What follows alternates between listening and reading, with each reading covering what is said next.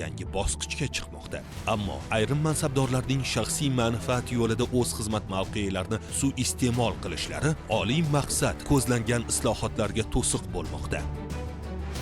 Joriy yilning yanvar oyi boshida tuzilgan ishchi guruh tomonidan o'rmon xo'jaligi yerlaridan maqsadli foydalanish borasida POP ixtisoslashtirilgan davlat o'rmon xo'jaligiga tegishli hududlarda tekshiruv ishlari o'tkazildi.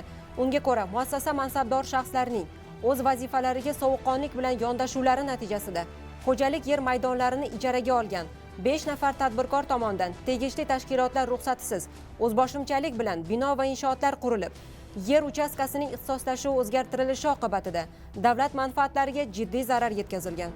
Bundan tashqari 460 nafar ijarachilardan ijara pullari undirilmaganligi oqibatida davlat manfaatlariga 1 milliard 480 million so'm zarar yetkazilgan.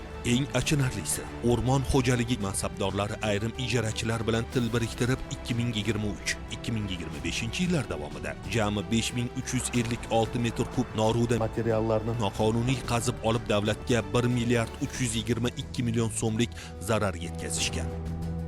Aniqlangan holatlar yuzasidan POP ixtisoslashtirilgan davlat o'rmon xo'jaligi mansabdor shaxslari va boshqalarga nisbatan Jinoyat kodeksining 193, 196 prim 1, 207 va 229 moddalari bilan jinoyat ishi qo'zg'atildi. O'tkazilgan tekshiruvlardan to'g'ri xulosa chiqarmagan xo'jalik mansabdorlari va boshqalarning yangi noqonuniy harakatlari qayd etildi. Xususan, Davlat xavfsizlik xizmatining Namangan viloyati bo'yicha boshqarmasi hamda iqtisodiy jinoyatlarga qarshi kurashish departamenti hamkorligida o'tkazilgan tezkor tadbirda Sanoqlaringiz bo'ldi? Qancha ekan?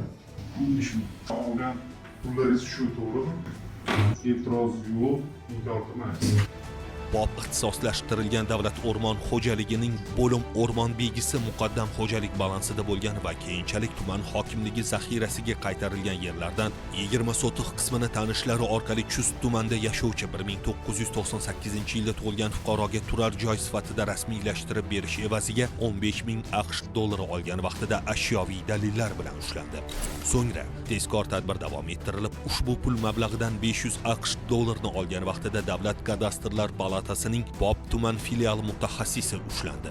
Oradan bir kun o'tib, POP ixtisoslashtirilgan davlat o'rmon xo'jaligi direktori vazifasini vaqtincha bajaruvchi shaxs xizmat mavqeyidan foydalanib, yer uchastkalarini elektron onlayn auksion orqali ijaraga berish tartibini buzgan holda mahalliy tadbirkorga xo'jalik balansidagi 50 sotix yer maydonini shartnoma asosida ijaraga berish evaziga 10,000 AQSh dollari talab qilib, oldindan 5,000 AQSh dollari olgan vaqtida ashyoviy dalillar bilan ushlandi. Hozirda unga nisbatan Jinoyat kodeksining 168-moddasi 3-qismi V bandi bilan jinoyat ishi qo'zg'atilib, tergov harakatlari olib borilmoqda. Afsuski, ushbu mansabdor shaxs muqaddam mansab vakolatini suiiste'mol qilish, mansab soxtakorligi va firibgarlik bilan bog'liq jinoyatlari uchun bir necha bor sudlangan bo'lishiga qaramasdan, berilgan imkoniyatlardan to'g'ri foydalanmagan.